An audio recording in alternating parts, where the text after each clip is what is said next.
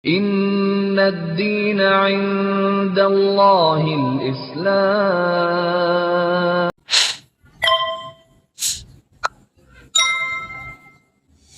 Itu merinding parah banget.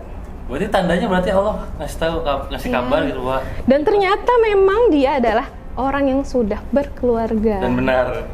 Udah Karena waktu itu Abi belum ngasih tahu. Belum ngasih tahu. Jawab. Begitu diceritain mimpi itu akhirnya Abi berjujur lah kan. Ya ini orangnya udah berkeluarga begini-gini. Astagfirullahaladzim, ya Allah.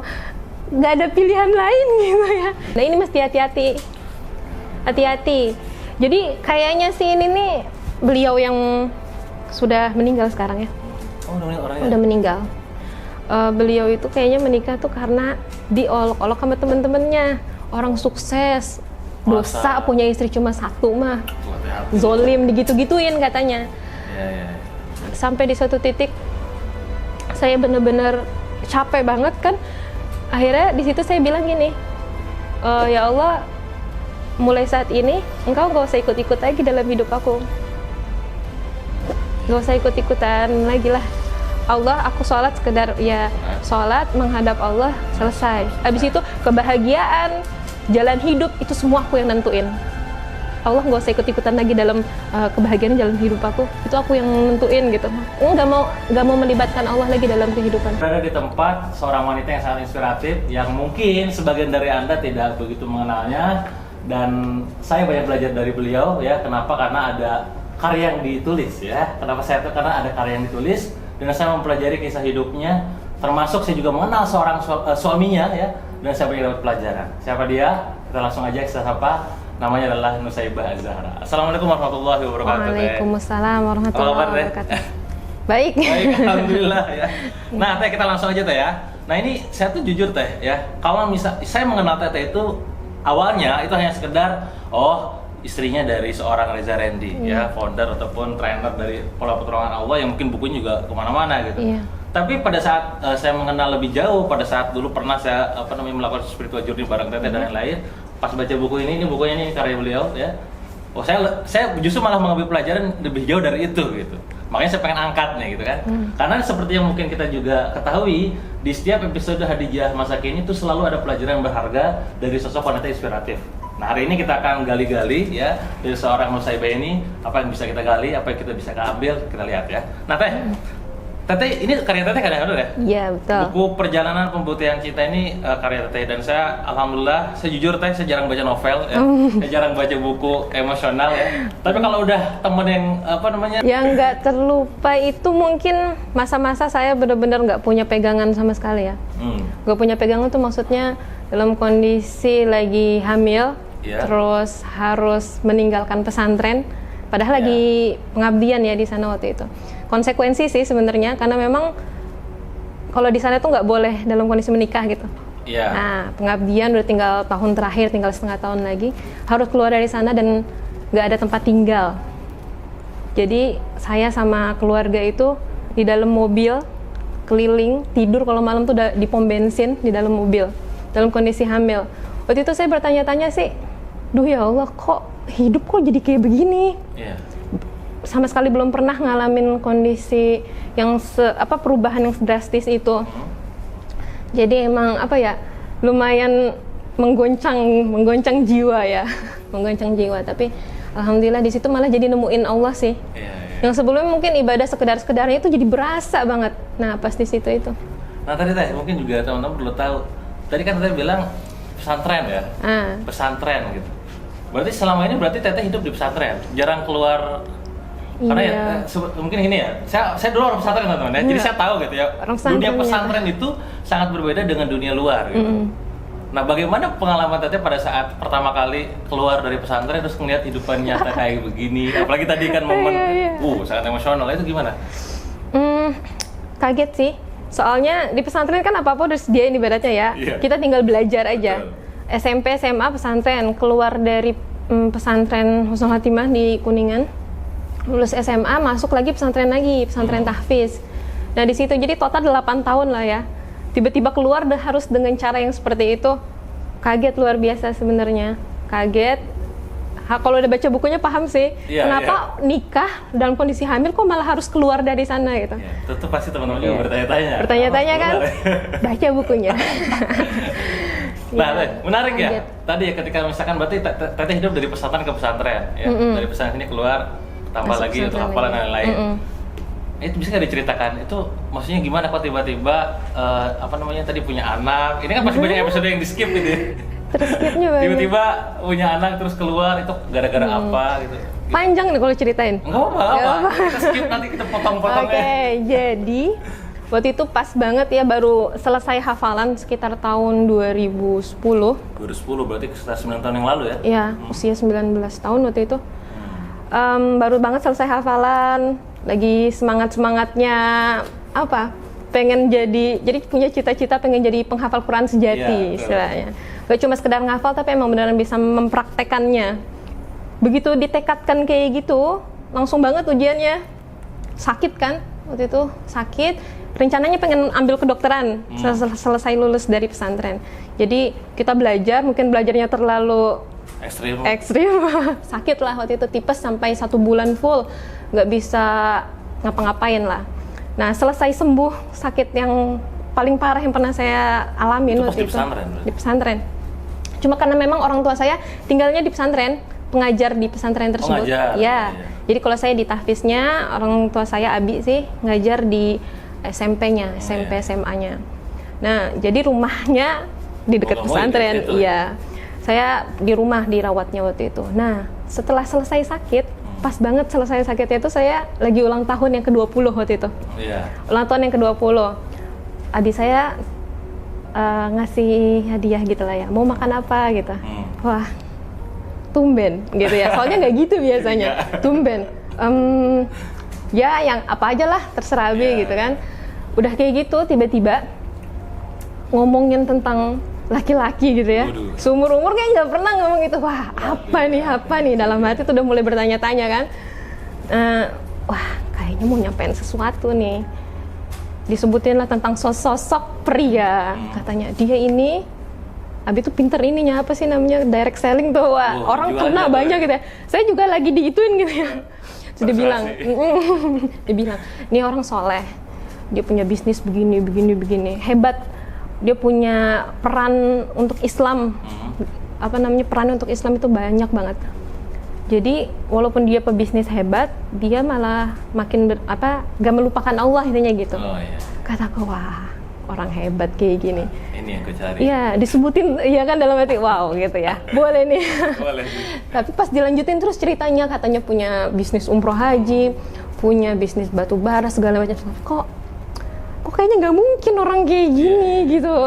Usianya berapa emang? Begitu saya tanya usia berapa, kayak dialihin gitu. Dialihkan, terus punya perasaan nggak jawab maksudnya? Nggak dijawab, dialihkan ngomongin yang lain tentang kebaikan-kebaikan yang lain lah. Wah ini something wrong nih. Akhirnya saya coba tanya lagi, Abi kayaknya nggak mungkin orang kayak gini masih sendirian nih. Orang ini udah berkeluarga ya. Itu langsung dari tetenya nembak gitu nanya? Nembak, karena kok kayaknya dari ceritanya saya nangkep nggak mungkin orang kayak gini masih sendirian. Jadi kalau misalkan orang sukses sendiri itu nggak mungkin. Ini maksudnya subliminal message-nya gitu. Kalau orang sendirian, sukses jangan ngarep. Ya, maksudnya ini kayaknya kok nggak mungkin gitu. Akhirnya saya coba tanya gitu, Abi malah kayak ngeles lagi gitu. Kayak nggak mau menceritakan siapa ini gitu dan nggak menjawab pertanyaan saya. Tapi saya masih galau aja. Nah, waktu ditanyain gitu, saya bilang gini, Abi, kalau soal nikah, aku menurut aja sama Abi, tapi aku harus nanya dulu sama Allah. Kan ceritanya lagi pengen banget ngamalin Quran. Aku lagi jatuh cinta sama Allah lah, jatuh cinta sama Allah sama Quran. Jadi rasanya tuh kayak gini episode baru kehidupan ya. Nggak mungkin aku harus nurut doang, tapi aku mau tanya sama Allah dulu. Kira-kira Allah maunya aku kayak gimana? Udah tuh habis itu istikharah kan, baliklah ke pesantren. Karena udah sembuh kan, balik ke pesantren. Di situ dalam kondisi lagi ngajar tahfiz.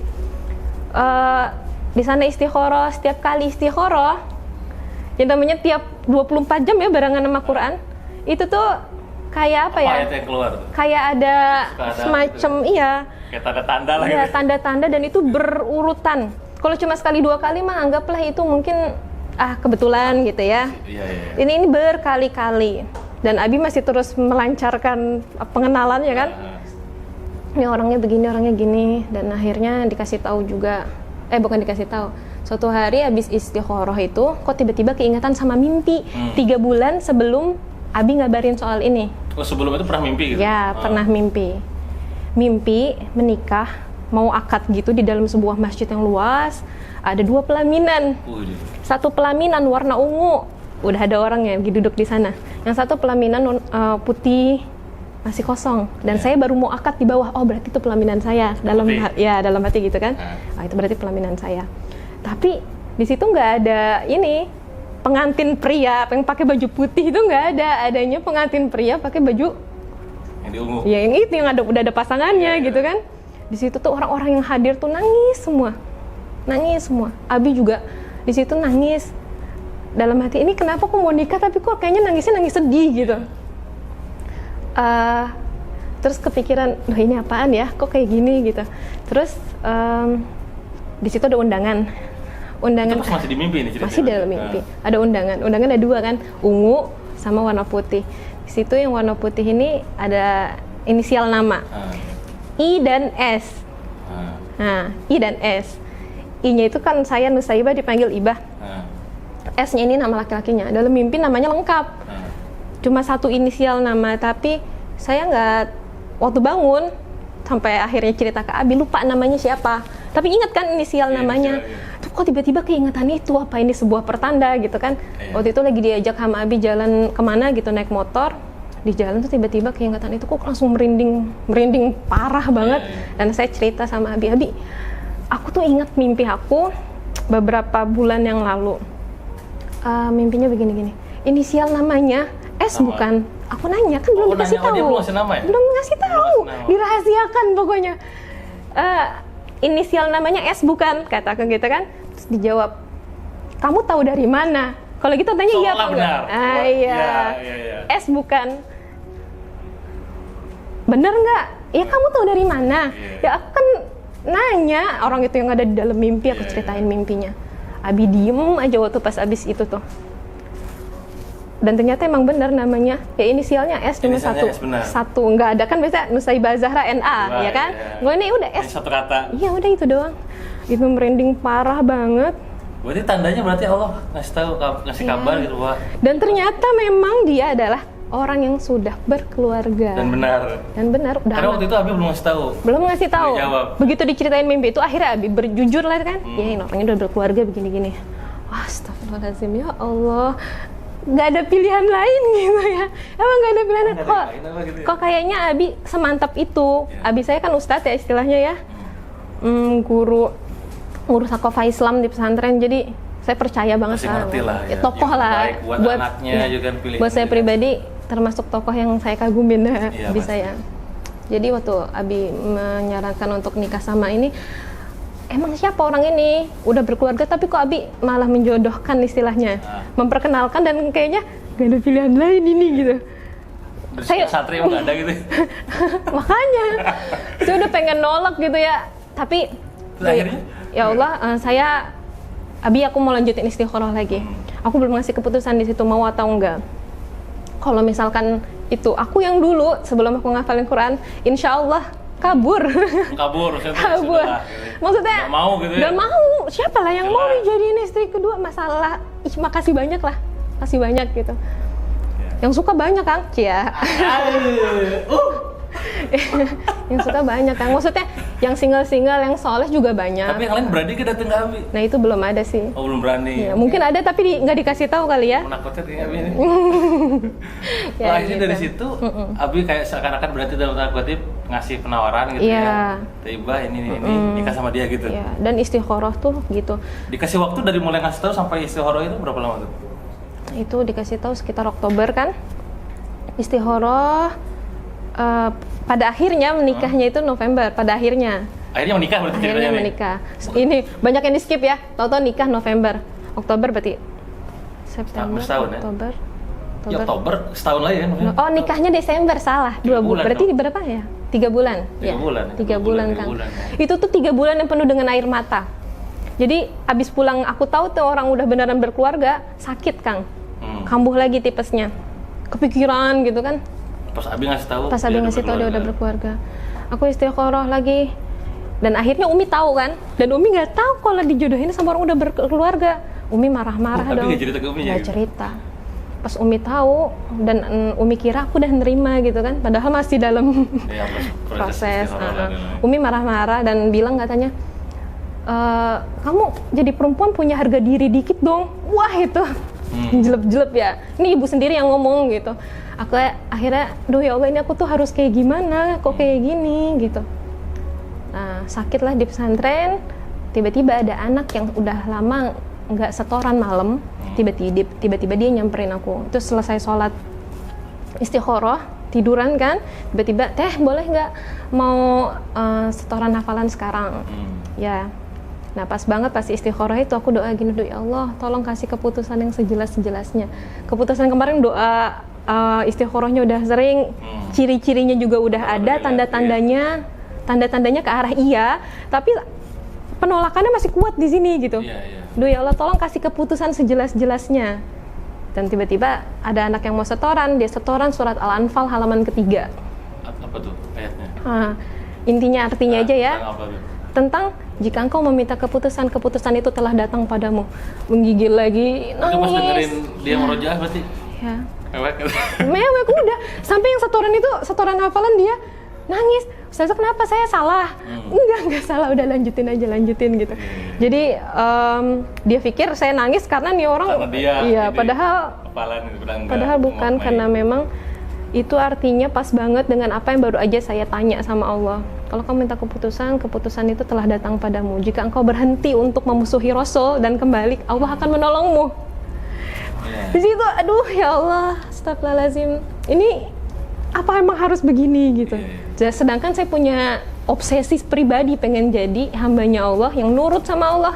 Nah itu gimana tuh dilema kan? Berarti sebenarnya ini kalau saya ngeliat ya, berarti sebenarnya kan pada akhirnya itu nikah ya, Pada akhirnya nikah. Pada akhirnya menikah kan. Nikah itu bukan semata-mata karena teteh suka dengan si cowoknya, bukan karena itu karakteristik idaman, bukan karena begitu kan? Karena banyak tanda-tanda yang Allah kasih lewat mimpi, lewat tadi ya ayat-ayat yang dibacakan oleh murid dan lain-lain gitu kan. Dan apa yang membuat akhirnya mengambil keputusan itu? Apakah karena tadi ini kayak tanda dari Allah? 100% aku yakin ini gak mungkin terjadi. Tanda dari Allah kan? Udahlah, ambil gitu. Abis itu masih panjang lagi tuh Kang. Ya Allah, pas akhirnya Umi marah-marah, Umi kan bilang gini, Ibah, ada si ini gitu ya, orang yang dulu pernah suka sama kamu. Katanya dia mau datang ngelamar. Umi tuh berusaha banget supaya ini nggak jadi pernikahan ini. Jadi nyari-nyari mana yang sekiranya bisa memutuskan itu gitu. Kata aku dalam hati, ya Allah mendingan sama yang itu atau daripada yang ini gitu kan. Yang itu masih gak berisi tapi. Mendingan sama yang itulah yang apa? Yang ditawarin sama Umi maksudnya. Yang ditawarin sama Umi itu pasti single daripada yang ditawarin Abi gitu kan. Sempet galau lagi, istikharah lagi. Duh ya Allah, kalau misalkan engkau ridho, kenapa Umi nggak ridho? Iya, betul. Kenapa Umi nggak ridho? Kalau misalkan engkau ridho, harusnya Umi saya ridho. Akhirnya saya ceritain kondisinya Umi, kenapa aku ngambil keputusan untuk istikharah dulu dan akhirnya mengiyakan. Aku ceritain kronologinya, begini. Panjang, aslinya lebih panjang. Pokoknya udah aku ceritain di dalam buku lah ya. Ngomonglah sama Umi. Selesai diceritain, Umi nangis dan diem. Nggak jawab apa-apa. Itu ceritain malam, paginya baru ngomong. Alhamdulillahnya ya besar dalam keluarga yang agamis, jadi begitu diceritain tentang kisah itu, Umi langsung bilang nih, kalau Allah emang maunya begitu, silahkan jalan. Umi ridho. Berubah pikiran dalam satu malam langsung. Setelah diceritain hasil istikharah tersebut. Gitu Kang. Luar biasa ya.